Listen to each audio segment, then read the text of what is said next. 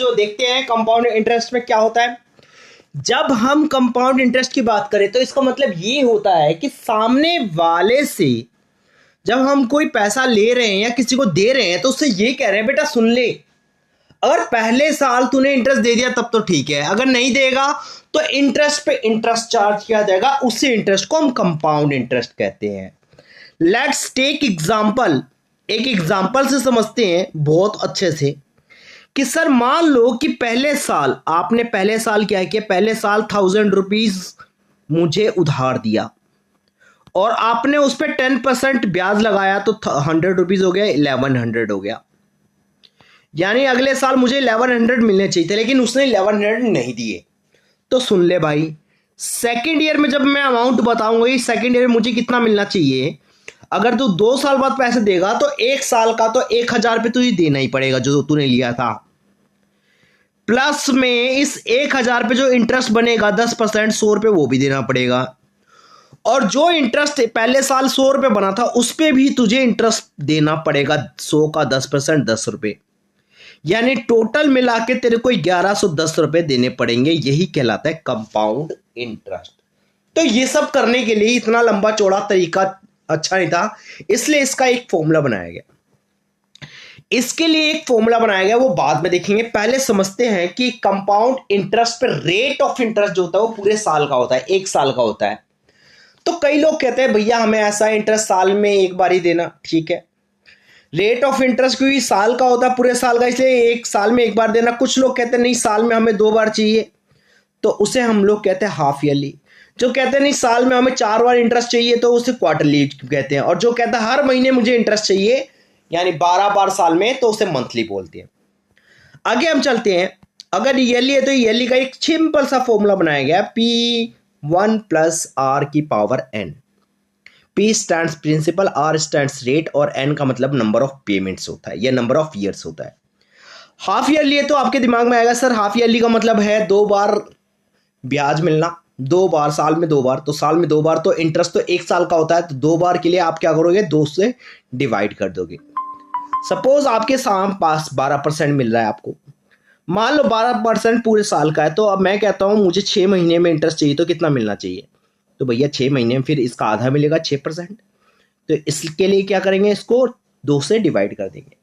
तो सिंपली जैसे कहेगा जितना पेमेंट गएगा उतने से डिवाइड करो और टाइम को उतने से मल्टीप्लाई कर दो। 2 बार मिलेगा साल में तो 1 ईयर है, 1 ईयर को 2 से मल्टीप्लाई कर दो, 2 बार 2 टाइम्स हो जाएगा। ऐसे ही हम लोग क्या करेंगे, क्वार्टरली करेंगे, ऐसे ही हम लोग मंथली भी करेंगे। क्वार्टरली के लिए 4 से डिवाइड करेंगे और 4 से मल्टीप्लाई, मंथली के लिए 12 से डिवाइड करेंगे, 12 से मल्टीप्लाई। अब मान लेते कंपाउंड इंटरेस्ट आपको निकालना हो तो क्या करोगे, तो कंपाउंड इंटरेस्ट निकालने का बहुत सिंपल सा फॉर्मूला, अमाउंट में से प्रिंसिपल को उठा के माइनस कर दो।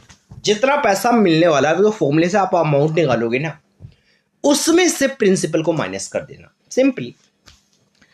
आगे देखते हैं एग्जांपल लेते हैं। एग्जांपल जो है वो कंपाउंड इंटरेस्ट का 1200 की प्रिंसिपल अमाउंट है, 1200 रुपये प्रिंसिपल है भैया, 1200 रुपये प्रिंसिपल है, रेट जो है 5% है पूरे साल का, और 5 साल तक इंटरेस्ट मिल रहा है, लेकिन क्वार्टरली है। क्वार्टरली का मतलब है वो 4 बार मांगेगा इंटरेस्ट, तो R को 4 से डिवाइड करो और N को 4 से मल्टीप्लाई कर दो, N लिख दो यहां पे। तो नंबर ऑफ टाइम्स है 5 ईयर्स, तो 5 को 4 से मल्टीप्लाई कर दिया। रेट भी 5% है, तो 5% को रेट को हम जानते हैं 0.05 लिख देंगे और 4 से डिवाइड कर देंगे। इसके बाद हमारी ये वैल्यू आ जाएगी और इसको इससे मल्टीप्लाई कर देंगे। कैलकुलेटर से 20 टाइम्स आप कैलकुलेट कर लेना और 1200 से मल्टीप्लाई कर देना, आंसर आपका यहां पे आ जाएगा अमाउंट। जैसे अमाउंट आएगा तो अमाउंट माइनस प्रिंसिपल कर देना, तो आपके पास क्या आ जाएगा, कंपाउंड इंटरेस्ट आ जाएगा। क्लियर है यहां तक, ये आपका काम है।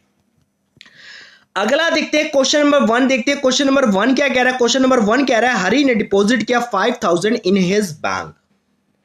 हरी अपने बैंक में 5000 रुपए जमा कराता है और 11% के हिसाब से उसको इंटरेस्ट मिल रहा है, और इंटरेस्ट जो मिल रहा है वो कंपाउंडेड सेमी एनुअली मिल रहा है, यानी इस साल में 2 बार ले रहा है वो, सेमी का मतलब आधा, साल में 2 बार लेगा और 2 साल तक लेगा। 2 साल के बाद पूछेंगे तो 2 साल के बाद तो 4 बार अमाउंट ले लेगा, तो 2 को आप 4 से मल्टीप्लाई कर दो N को, और रेट को 2 से डिवाइड कर दो, सिंपल सा फॉर्मूला बन गया।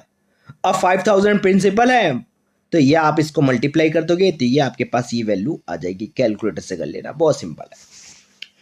चलिए आगे देखते हैं, सेकंड क्वेश्चन देखते हैं। सेकंड क्वेश्चन में जरा थोड़ा सा दिक्कत है, टाइम निकालना भैया। टाइम टाइम देखो, बड़ा अच्छा डायग्राम बना हुआ है टाइम वाला।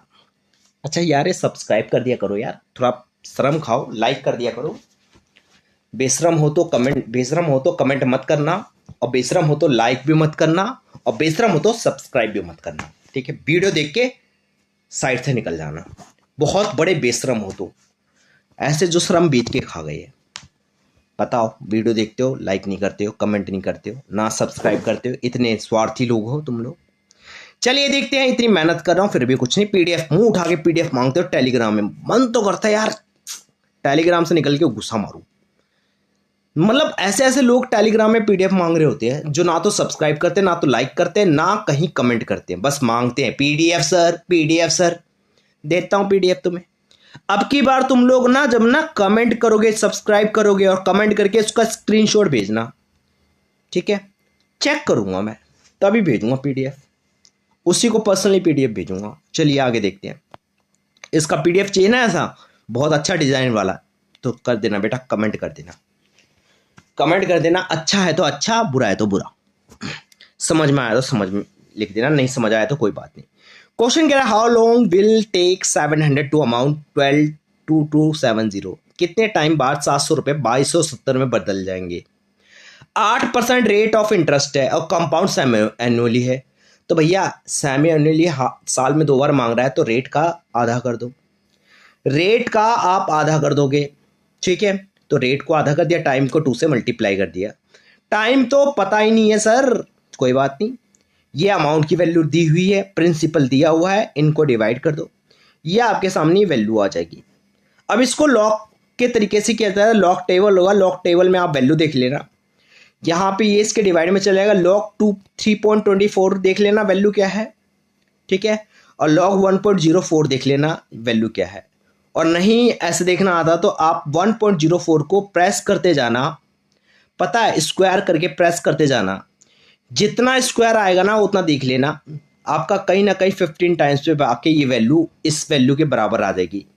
कैलकुलेटर पे लिखा होगा 15 टाइम्स, 16 टाइम्स लिखा होगा तो समझ लेना 15 टाइम्स है। एक ज़्यादा आएगा स्क्वायर में लिखा हुआ, तो एक ज़्यादा आएगा तो 15 टाइम्स आ जाएगा, अपने आप n निकल के बाहर आ जाएगा। और 30 आएगा तो 2 से डिवाइड कर देना। चलिए अब आगे चलते हैं, हम लोग देखते हैं नेक्स्ट क्वेश्चन देखते हैं। In how many years will a sum of money quadruples itself at 10%। 4 गुना पैसा हो जाएगा भैया कितने सालों में, ठीक है। अमाउंट की वैल्यू मान लेते हैं, जितना पैसा लगाएंगे उसका 4 गुना, तो प्रिंसिपल का 4 गुना। तो क्वेश्चन क्या है, कम सिंपल इंटरेस्ट के हिसाब से पूछा गया। सिंपल इंटरेस्ट का फॉर्मूला क्या होता है, अमाउंट का P A equal to P bracket में 1 प्लस आर टी। तो अमाउंट की वैल्यू जो है 4p के बराबर है, ध्यान दीजिएगा। अमाउंट की वैल्यू 4p है और p से p कट गया, काट दो इसको, p से p को काट दो, 4 आ गया। 4 में से 1 माइनस किया, 3 आ गया। और 3 में ये 0.10 डिवाइड कर दिया, तो ये आपके सामने क्या आ जाएगा, जरा देखिए, ये आ जाएगा 30 ईयर्स। बहुत सिंपल क्वेश्चन था, तो ऐसा क्वेश्चन पूछता है एग्जाम में। आगे देखते हैं, क्वेश्चन कह रहा है, at what rate of interest bill 2500 रुपये yield 300 in simple interest in 3.5 साल। भाई साहब 300 रुपये सिंपल इंटरेस्ट मिल रहा है, प्रिंसिपल 2500 रुपये है, तो बताओ अगर 3.5 साल के हिसाब से दिया जाए तो कितना इंटरेस्ट बनता है। तो बहुत सिंपल सा फॉर्मूला है, 3/2 को यह 7/2 लिख सकते हैं हम लोग, मल्टीप्लाई कर दो, मिक्स फ्रैक्शन से फ्रैक्शन में ले आओ, और फिर इसको जैसा है फॉर्मूले के अकॉर्डिंग दो। सिंपल इंटरेस्ट का फॉर्मूला लगाओ, P into R into T, value रख दो आप लोग सारी की सारी, और वैल्यू रख दोगे तो आर की वैल्यू ये आ जाएगी। अब डिवाइड करके निकाल लेना कितनी आ रही है, ठीक है, इतना तो कर ही सकते हो। ये वैल्यू निकाल के दे रखा है, ये नहीं है, ये गलत है, गलती से गलत आ गया है, इसको काट दो, ये निकाल लेना, ठीक है, ऊपर वाला।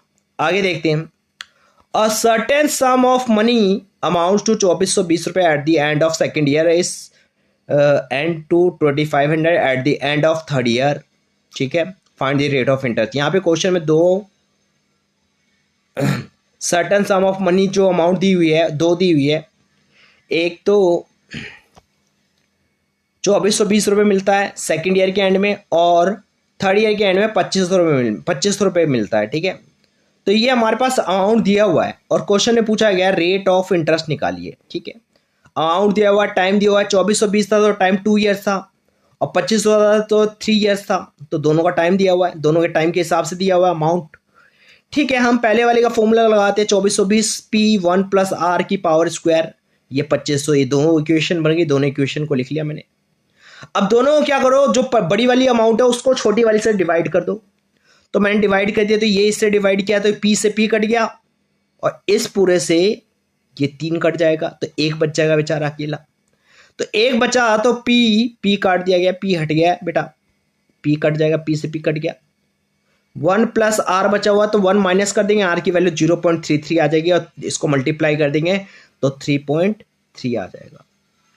अब क्वेश्चन में सम भी पूछा गया, प्रिंसिपल भी पूछा गया, तो कोई दिक्कत नहीं, किसी भी एक इक्वेशन में वैल्यू रख दो, 2420 ये और ये आपके पास ये वैल्यू आ जाएगी, ठीक है। तो इस तरीके से हम लोग इतने क्वेश्चन हमारे कवर हो गए। अब 6th क्वेश्चन देखेंगे।